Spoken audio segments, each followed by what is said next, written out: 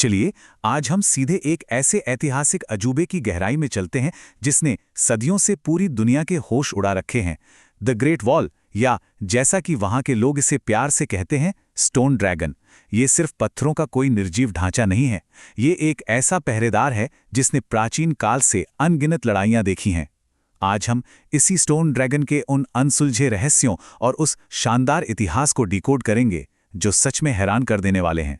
2000 साल, जरा सोच कर देखिए, ये नंबर सच में दिमाग घुमा देने वाला है। किसी एक प्रोजेक्ट या एक दीवार को बनाने में 1 या 2 सदी नहीं, बल्कि पूरे 2000 साल लग गए। इस दौरान कई पीढ़ियां आईं और गईं, बड़े बड़े साम्राज्य रातों रात खड़े हुए और फिर मिट्टी में मिल गए।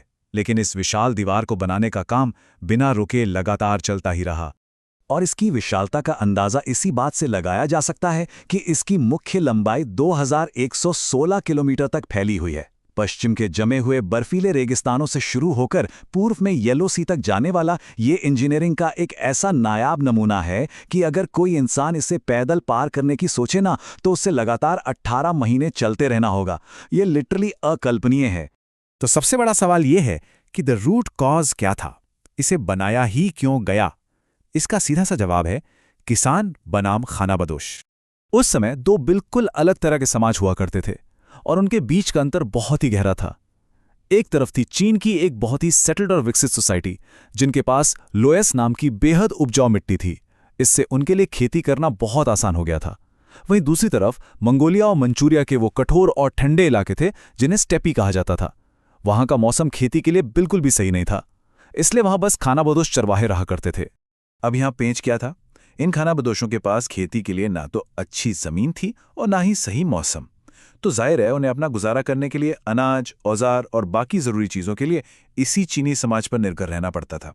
लेकिन जब व्यापार से उनकी जरूरतें पूरी नहीं होती थी तो वे सर्वाइवल के लिए आक्रामक हो जाते थे। वे सीधे उत्तरी सीमाओं से आते और चीन के अनाज भंडारों और शहरों पर हमला बोल देते थे। इन्हीं लगातार होने वाली लूटपाट से बचने के लिए एक ठोस दीवार की जरूरत महसूस हुई। और यहीं से शुरुआत होती है हमारे अगले हिस्से की, खून, पसीना और ईंटें। अगर हम इस दीवार के बनने की टाइमलाइन को देखें तो कहानी शुरू होती है 221 BCE में। तब किन राजवंश के सम्राट चिन शी हुआंग ने पुरानी और छोटी छोटी दीवारों को एक साथ जोड़ना शुरू किया। इसके बाद आया हान राजवंश का दौर, जिन्होंने इस दीवार को बढ़ाकर 5955 किलोमीटर्स तक कर दिया। और फिर 1368 CE में मिंग राजवंश ने इसे पूरी तरह से अपग्रेड कर दिया। उन्होंने पुरानी मिट्टी की जगह मजबूत ईंटों और पत्थरों का इस्तेमाल शुरू किया। वैसे शुरुआती दौर में जब ईंटें नहीं हुआ करती थी तो इसे बनाने का तरीका बड़ा ही प्राचीन और मेहनत वाला था। पहले मिट्टी की एक मोटी परत बिछाई जाती थी, फिर उसे भारी चीज़ों से अच्छी तरह कूट कूट के ठोस किया जाता था। फिर उसके ऊपर एक और परत डाली जाती थी। ये प्रोसेस ऐसे ही चलता रहता था। इतिहासकार विलियम लिंडसे बताते हैं कि इस तरीके से बनी दीवारें आज भी कुछ हिस्सों में बिल्कुल सुरक्षित हैं। है ना कमाल की बात? लेकिन जब मिंग डायनेस्टी का समय आया तो पूरा गेम ही बदल गया। दीवार को अभेद्य बनाने के लिए ऐसी ईंटों का इस्तेमाल किया गया जो आज के हमारे घरों की ईंटों से 4 गुना बड़ी और भारी थी। और पता है, इन ईंटों को भट्टों में 43 डिग्री की झुलसा देने वाली गर्मी में पकाया जाता था ताकि इनकी मजबूती कई गुना बढ़ जाए। लेकिन इस शानदार इंजीनियरिंग की एक बहुत ही खौफनाक और दुखद कीमत चुकानी पड़ी। 4 लाख। जी हाँ, 43 डिग्री की भयंकर गर्मी और कड़ाके की सर्दियों में लगातार काम करने की वजह से अत्यधिक थकान, एक्सीडेंट्स और भुखमरी से 4 लाख से भी ज्यादा मजदूरों की जान चली गई। इन लोगों ने सचमुच अपना खून और पसीना इस दीवार की नींव में दे दिया। वैसे इस दीवार में सिर्फ पत्थर ही नहीं बल्कि उस जमाने की मिलिट्री इंटेलिजेंस भी कूट कूट कर भरी हुई थी।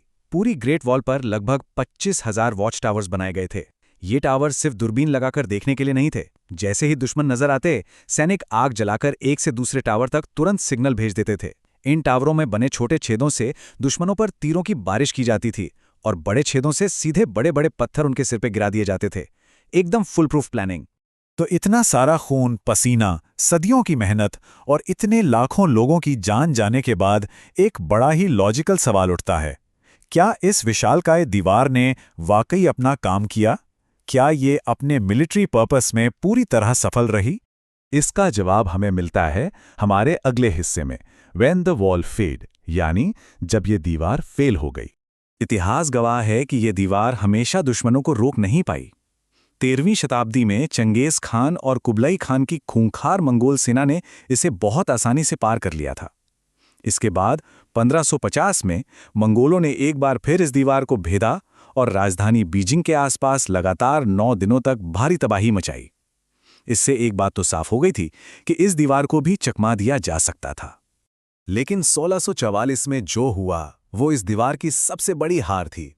और दिलचस्प बात यह है कि इस बार दीवार को बाहर से किसी हमले ने नहीं तोड़ा, बल्कि हार अंदर से होने वाली एक गद्दारी की वजह से हुई। शानहाई गुआन के किले पर आर्मी जनरल वू सांगुई ने मांचू लड़ाकों के लिए खुद ही दरवाजे खोल दिए। नतीजा क्या हुआ? 80,000 सैनिक बिना किसी रुकावट के सीधे अंदर घुसाए और मिंग राजवंश का हमेशा के लिए अंत हो गया। तो चलिए अब आगे बढ़ते हैं और देखते हैं ए मॉडर्न कल्चरल सिंबल, एक आधुनिक सांस्कृतिक प्रतीक। आज हम जिस ग्रेट वॉल को देखते हैं वो दुनिया का सबसे लंबा इंसानों द्वारा बनाया गया स्ट्रक्चर है। इसकी इसी ऐतिहासिक अहमियत को देखते हुए 1987 में इसे यूनेस्को वर्ल्ड हेरिटेज साइट का दर्जा दिया गया था। और जो बात इसे और भी ज्यादा दिलचस्प बनाती है वो ये है कि ये कोई भूला बिसरा खंडर नहीं है। ये आज भी एक एक्टिव आर्कियोलॉजिकल साइट है जहां इतिहासकार लगातार इसके नए-नए हिस्सों और सदियों पुराने सबूतों को खोज रहे हैं। ये कितनी बड़ी विडंबना है ना? जरा सोचिए, जिस दीवार को सदियों तक सिर्फ इसीलिए बनाया और मजबूत किया गया ताकि बाहरी लोगों को चीन की सीमाओं से दूर रखा जा सके, आज वही दीवार हर साल 1 करोड़ से भी ज्यादा टूरिस्ट का बाहे फैलाकर स्वागत करती है। ये अब दुनिया के सबसे मशहूर टूरिस्ट अट्रैक्शंस में से एक बन चुका है। अब अंत में इस पूरे विषय को समेटते हुए एक बहुत ही गहरा सवाल जहन में आता है। इतनी सदियों के बाद भी इस स्टोन ड्रैगन के सीने में अभी और कितने ऐसे प्राचीन रहस्य दबे हुए हैं जो बाहर आने का इंतजार कर रहे हैं। इतिहास कभी भी पूरी तरह से खत्म नहीं होता, ये हमेशा कुछ नया बताने के लिए तैयार रहता है, बस उसे खोजना बाकी है।